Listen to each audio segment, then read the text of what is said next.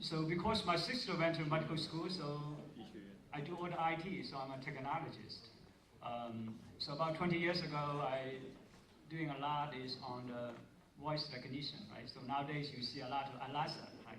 Even my 3 years old can ask Alexa, what time is it? What's the weather today? Right? That's amazing for technology. The reason I share the technology is I think in the past 20 years, we see a lot of things happening in the healthcare that really give a lot of wisdom for us to predict or to see what's coming up in the next few years.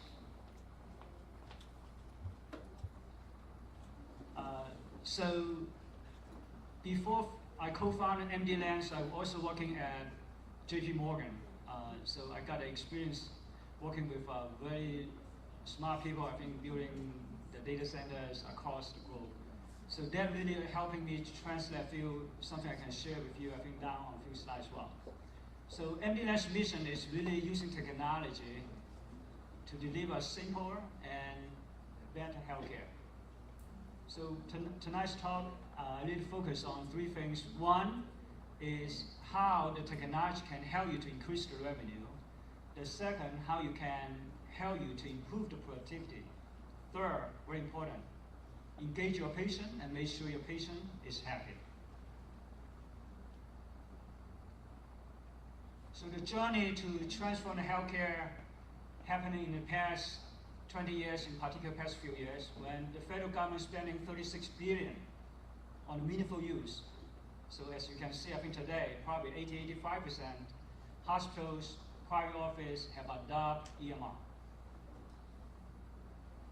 In 2006, when we first do the e-prescribing, the government gives you the incentive.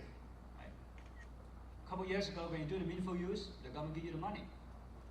For the ACO, just like Dr. Ying said, there's money out there. The district program, a number of states, they have the district Medicaid reform program, very big money out there. So now, as you can see, in the next few years, more and more, we're moving into the value base. Right? I think today's talk, you will hear the word value base. Starting 2017, last year, this year we do the reporting for the MARPA. Right? Some of you, I think you just say you do the MARPA reporting this year. But as you can see, the gap is really getting very big, right? From positive 9% to minus 9%, that's 18%. On the bottom, there's a few value-based programs available nowadays. The district program, the CPC Plus, and the MARPA.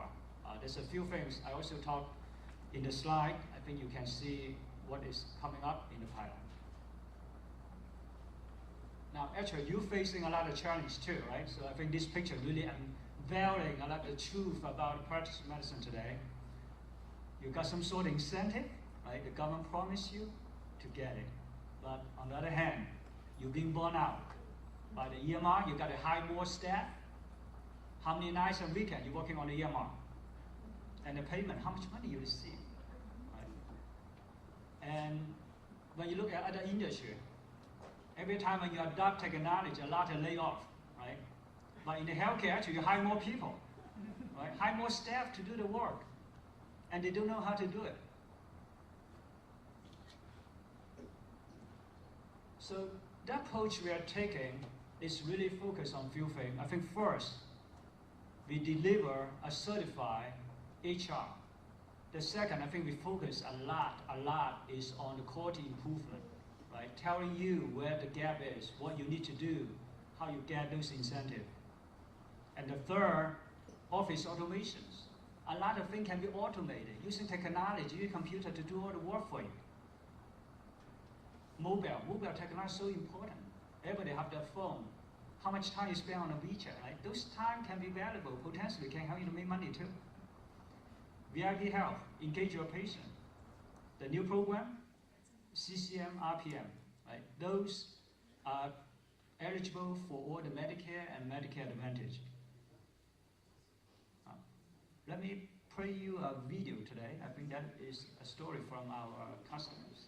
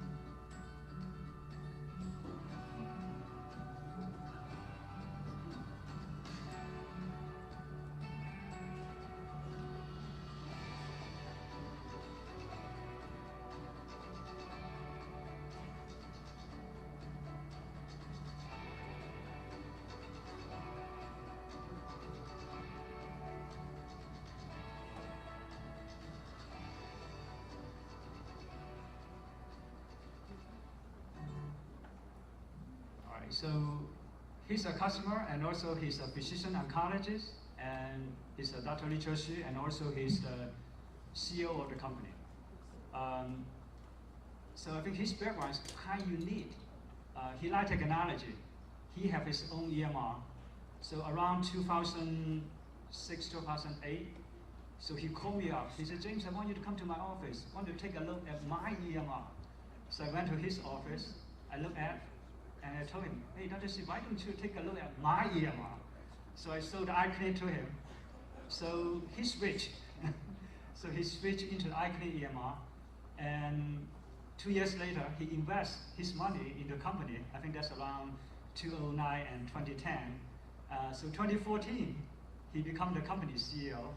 So helping us to, along the way, to integrate more technology. I think really, truly reflecting is the physician-driven EMR. So when you look at the video, actually a few things I hope you can get at is one, productivity improvement. So technology is very common today. You should integrate those technology in your office workflow. As you can see on the video, from the form signing to the vital sign taking to the questionnaire, you can do all those with technologies. Well integrated. No more data double entry. Most importantly, look down on the bottom. When the patient clicks on the iPad, how many revenue, potential revenue you are going to receive from smoking cessations, mental health, alcohol, and drug screening. Significant revenue. Right? Don't miss those revenue. Let the patient do the work for you. Right? Two birds, one stone. Since you have to be on EMR, since you have to do all the data entry, why not getting more? Meeting all the requirements for the CQM, for the MARPA, MIPS. Close all the care gap for the HIDIS. Right? When the ACO, when the care plan asks you for the information regarding that particular patient for all the preventive care, those can be done by the electronic and the patient when they're waiting in the waiting room. Most important, you will get paid for it. But the system, they will automate the process and put in the right code for you and submit the code to the insurance company. Now, more can be accomplished in your office. It is by the team, not by an individual. Right? Today, I think lots of providers, including some of you, are being burned out. The reason why? Because you do all the work. You do all the data entry, and you should not do that. You let the team, let your staff, let the patient, let them do that for you. Now, that's the workflow. What's the typical workflow? When the patient comes in, using the template, we call it global template. One click, anything from chief complaint review system, physical examination, diagnosis, treatment plan, medication, lab ordering, imaging order, everything done. Go in and modify. Patient is different, doesn't matter. Go in, change the severity, change the locations, change the severity, associated symptoms. Have that done. Capture all the information. So when you check out the chart, the system will do all the things in the background for you. Meeting the requirement for the CQM for the meaningful use, submit the claim to the payer, send out all the e-prescribing to the pharmacy, and the lab order. As you can see for all of this, probably you get familiar with that already. So let the care, ACI, which is part of MU before, CQM, and the outcome. Right? So you know your practice, you know what you need to do. Select those measures and let the system, computer do all the work for you. Now, this is a big part on the quality management. Everybody heard about decision support, right? The AI, intelligence, the rule engine.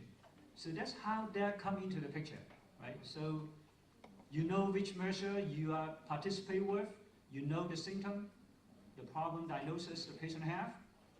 So the system will tell you, give you the actionable information.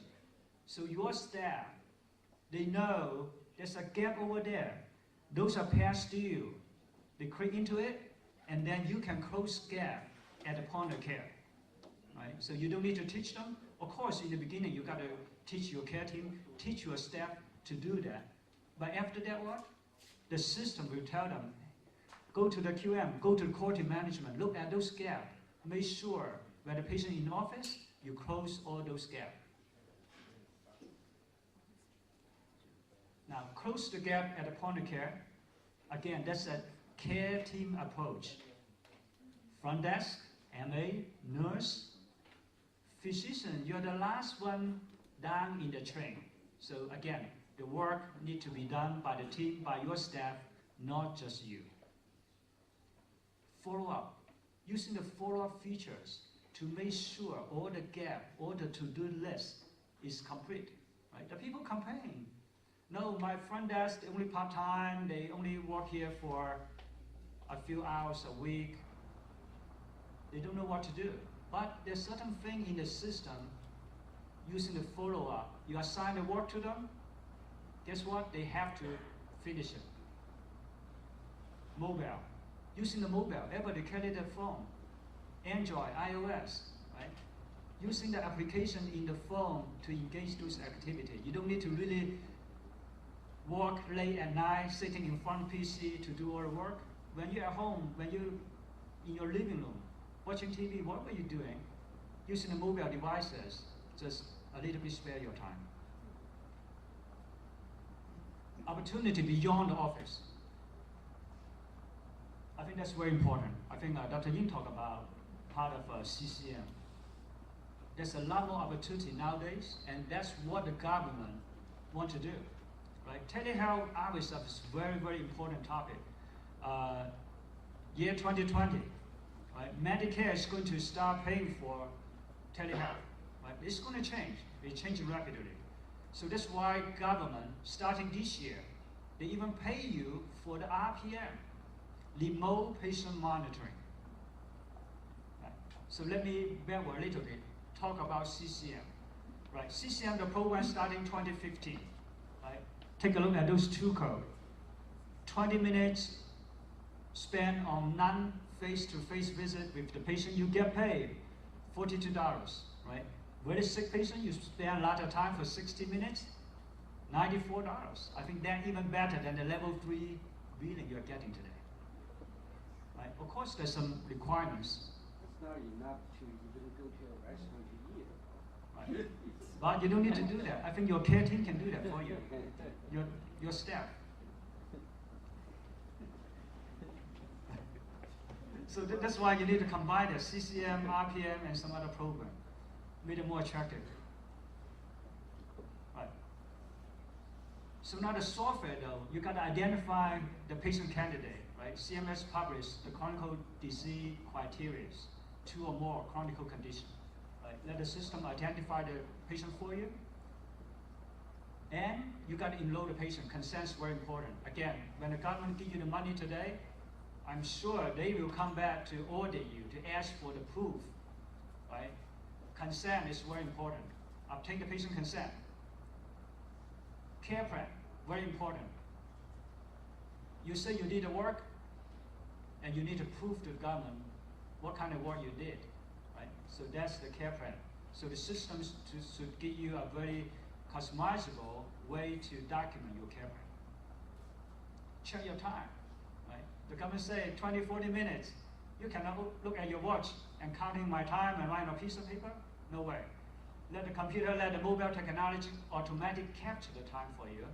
And then at the end, once those time is met, automatically build it for you.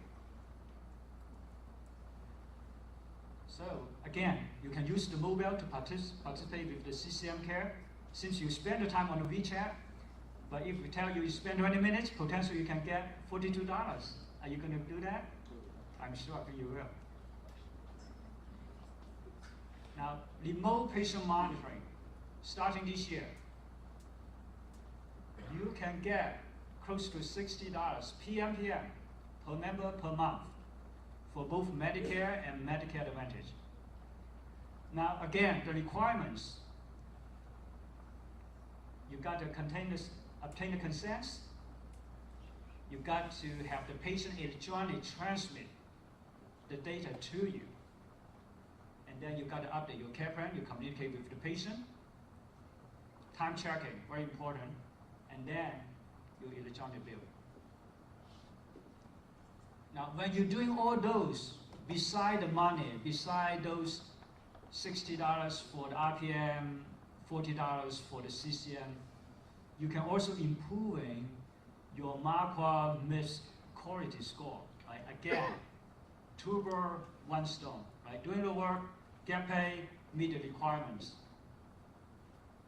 As you can see, I think those are quality improvement, risk analysis, patient access, all can be done by just doing the work for the RPM and CCM. So the essential component for the RPM, they can bill every 30 days. The good news though is unbundled with the CCM. So that means for the CCM you get $40 and then you can also get $60 for the RPM. So combined together, $100. Would that be, you feel better a little bit? Much better. Much better. Great. Right. And the service can be original from the patient side. Right? Again, I think back to Dr. Yin's presentation, nowadays I think for Medicare status regulatory requirements, telehealth is not being paid yet. You have to be original from certain area under current law. But for the RPM, that can be original from the patient home. So that is the look of the patient app. So the patient download the app, you have a My Monitor. Actually, the patient can do a lot more with the app. They can even schedule appointments. They can send you the message. They can look at their lab. They look at their vaccine. So for the kids, they don't need to call you fast. Oh, where's my immunization record? They can obtain that on their phone. Right? So those are things I think bring the convenience. Actually, but on the other hand, reduce the workflow in your office. Again, sometimes it's not just you obtain the technology. You should have your patient obtain the same technology as you are and let them do all the work and bring the convenience to them. At the meantime, save you the time, improve your productivity. As you can see, I think I set the equipments, I support by the devices, automatic, you can capture, you can transmit over. How much time I have? 10 minutes. Oh, 10 minutes, okay. So would you please play another video? Actually, that's another customer's video. I think the reason for this video, you can see the overall about workflow. Many of his physician colleagues look exhausted. They've been working late in the office and over the weekend to finish up their work and meet increasing regulatory requirements. Dr. Leibowitz is wondering why they don't use Mdland's iClinic EHR, the only physician-driven EHR to streamline their workflow for better patient care. Ever since he started using iClinic EHR, he has had more time for his patients and his family, as his administrative burdens have been lifted with the help of his staff in the iClinic EHR. He doesn't need to click through multiple pages to see and update his patient's information, because as soon as the patient arrives at his office, the iClinic Office iPad app scans his patient's ID card and checks for eligibility. The patient also uses the iPad to fill out and sign the patient intake form. When the patient enters his exam room, Dr. Leibowitz has all the necessary... In the beginning of the year, so he have a non-financial or management position wherever with the company. He's just a regular customer. So I think his journey, so we provide the data conversion, but it's not easy. When the people first heard about it, data conversion. But again, don't be afraid of that either, because the data always belong to you. So nowadays with all the technology available, so we're able to get his data in. So actually he now participates more incentive program, including I think there's one program in New York, they call it DEIP. I think Dr. Yin, you can check out if you have some customer interest, you can have them to contact us as well. So the DEIP, I hope that program was available in Georgia here. So the state of New York, they're giving physicians up to $13,000 to connect to the regional health information organizations. So in this way, when the patient admit or discharged from the hospital, the physician will receive the notification inside the EMR. And when the office occur in the EMR, that information also pushed out to the hospital if you are affiliated with. So that type of data interoperability is available in a number of states. I'm sure, I think that interoperability will be happening in all the 50 states in this country here. So I guess that's the end of my presentation, so I leave the audience any questions. Yes, please. First of all, that you shot the first video, your CEO is my friend. I'm proud of, he's my friend, and he's with the residency together in non-Jewish hospital. That is him. What was your name, Doctor? Dr. Guan. Dr. Guan. So I'm definitely let Dr. You know about that. Your colleague, highly Very regarded. small word. Very small word. Very small word. Thank you, Dr. Guan. Yeah. Secondly, I'm an old-fashioned girl. I really has hard time to adopt this kind of crazy government regulations. Anytime you open the ER, you have to do this, do this, do that. Gosh, scary. It really has nothing to do with patients' care, but we can, we have to do it. Otherwise, you got, penalty many percentage. And that's crazy things. I don't believe that is really, we should do that, but you have to do it. I'm probably going to retire in 10 years. I think probably, most people don't need to retire, but I have to retire in 10 years for this crazy stuff. Well, I guess a lot of patients need to. I think the way though, I think I just talked to Dr. Zhang. I think he sits next to me, very kind to me. Actually, a lot of challenge I think you're facing that today. It's not your fault. It's not the government fault either. Right? The government have a good intent, but sometimes when it's a very short window of time for the government to straighten out the entire thing.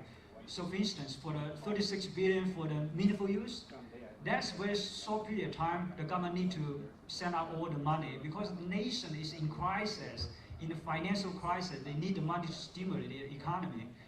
So a lot of things have been not well thought of, but again, the software company didn't do a good job either, right? So a lot of EMR,